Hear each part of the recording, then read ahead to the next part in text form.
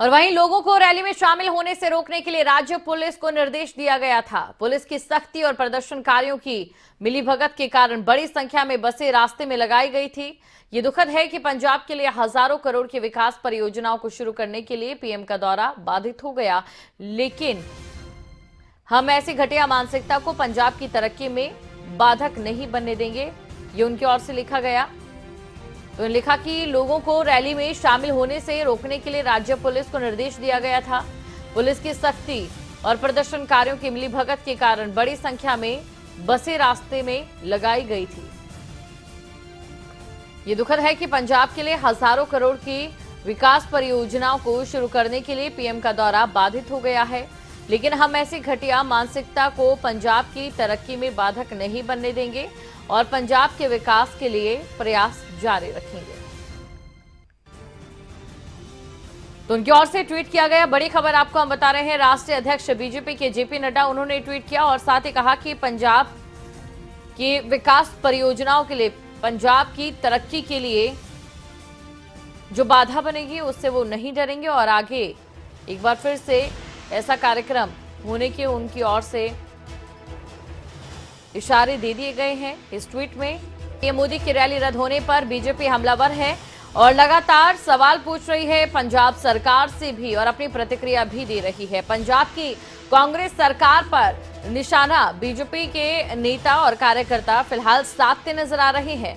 ये बड़ी खबर आपको हम बता रहे हैं, पंजाब के बीजेपी प्रदेशाध्यक्ष अश्विनी शर्मा का बयान सामने आया है। उन्होंने बयान दिया है, एयरपोर्ट पर आए और मौसम की खराबी के कारण बाई रोड उन्होंने शहीदों की समाधि पर पुष्पांजलि करने के लिए सड़क मार्ग को चुना, लेकिन पंजाब सरकार ने बीच रास्ते में ही हाथ खड़े कर दिए कि हम सुरक्षा नहीं दे सकते, तो पीएम वापस गए हैं। इसी से पता चलता है कि पंजाब में सामान्य व्यक्ति जो है, आम नागरिक जो है, जो लगातार बोलता रहता है कि जहां सुरक्षा नाम की चीज नहीं है, जहां कानून का राज नहीं है, वो हमारी बात सत्य हुई। और ऐसी सरकार को एक भी पल सत्ता में रहने का अधिकार नहीं है। चन्नी में अगर थोड़ी सी भी नैतिकता है तो उनको रिजाइन करना चाहिए। और आज जो सरकार प्रयोजित जगह जगह पर बीजेपी की बसों को रोका गया, बीजेपी की बसों पर पथराव हुआ, बसों से भोजन लूटा गया और बसों के शीशे तोड़े गए, पुलिस द्वारा लाठीचार्ज हुआ। आज एक रैली नहीं थी पंजाब में, हर जगह रैली हुई है जहां जहां हम लोगों को रोका गया। ये सरकार के लिए आखिरी कील साबित होगा और करना चाहती है। 1980 के दशक में भी इसी तरह कांग्रेस ने किया था। हमें पहले कॉन्फ्लिक्ट में दिखाया, हमें लड़ाया और फिर हमें पूरी दुनिया के अंदर आतंकवादी, अलगाववादी बनाकर हमें मारने का काम किया। ये वो चीज है जो पाकिस्तान और आईएसआई चाहती है कि हमारी कॉन्फ्लिक्ट हो। मैं हैरान हूं और इस बात को लेकर चिंतित हूं कि जो आईएसआई और पाकिस्तान चाहता है वही कांग्रेस की सरकार पंजाब की चाह रही है और देश की कांग्रेस की पार्टी चाह रही है। क्या देश के प्रधानमंत्री किसी एक पार्टी के प्रधानमंत्री हैं? मैं अपने किसान भाइयों से भी, मैं अपने पंजाबियों से भी हाथ जोड़कर यह आग्रह करता हूं, जरा सोचो हमें किस तरफ ले जाया जा रहा है और किस तरह से हमें बदनाम किया जा रहा है। आज की ये जो सिक्योरिटी ब्रीच हुई है, इसको कांग्रेस ने इनिशिएट कराया है, कांग्रेस ने फैसिलिटेट किया है और यही कारण बना कि लोगों को सड़कों पर लाया गया ताकि नुकसान पहुंचाया जा सके। मैं तो धन्यवाद करता हूं देश के प्रधानमंत्री जी का, उन्होंने अपनी दूरंदेशी देखी।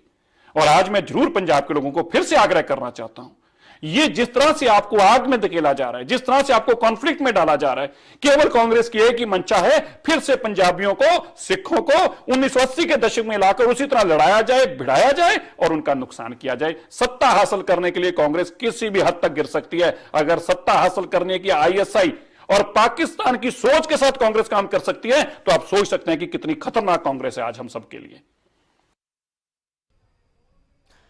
तो अभी आपने सुना और किस तरीके से ये तमाम बातें उनकी ओर से कही गई कि, और देखिए इस समय क्योंकि पीएम नरेंद्र मोदी की जो रैली होनी थी फिरोजपुर में वो रद्द हो गई है और सुरक्षा कारणों में चूक बताई जा रही है। 15 मिनट तक पीएम नरेंद्र मोदी का काफिला कुछ इस तरीके से फ्लाईओवर पर यहां पर रोका गया। अब इसी के साथ बीजेपी की जो नेता हैं, बीजेपी के जो कार्यकर्ता हैं, लगातार यहां पर पंजाब की कांग्रेस सरकार पर हमलावर दिखाई दे रहे हैं और अपने बयानों के जरिए सवाल ये पूछ रहे हैं कि आखिरकार इससे जिसे चूक का नाम दिया जा रहा है वो कांग्रेस की ओर से ही की गई है। बड़ी खबर आपको हम बता रहे हैं, तस्वीरें आपके सामने है। तो ये बड़ी खबर आपको बता रहे, बीजेपी नेता मनजिंदर सिंह सिरसा का कांग्रेस पर बड़ा हमला और बीजेपी नेता आरपी सिंह का क्या कुछ कहना है वो भी आपको सुनाते हैं। जिस प्रकार से भाजपा से लोग जुड़ रहे हैं और भाजपा के पक्ष में एक माहौल खड़ा हो रहा था, उससे डरते हुए चन्नी सरकार ने अपने नेताओं के कहने पर इस प्रकार की हरकत की है। नहीं तो अब तक आकर वो माफी मांगते हैं प्रधानमंत्री से, वो टीवी पे आते हैं और कहते हैं मुझसे गलती हो गई, मैं माफी मांगता हूँ, इस प्रकार का मामला हुआ। ये वापस रिपीट कर रहा हूँ, ये ब्रीच ऑफ सिक्योरिटी नहीं, ये ब्रीच ऑफ ट्रस्ट है between the centre and the state. Breach of trust है फेडरल स्ट्रक्चर का। सर, चन्नी का कहना है कि कोई सुरक्षा में चूक नहीं हुई हमारी तरफ से। नहीं, बिना सुरक्षा के चूक के प्रधानमंत्री का रास्ता रोक कर खड़े हो जाएंगे लोग। बिना सुरक्षा के चूक के हो गए वो, बिना सुरक्षा के चूक के बसों को तंग किया जा रहा था जो बसें रैली में जा रही थी।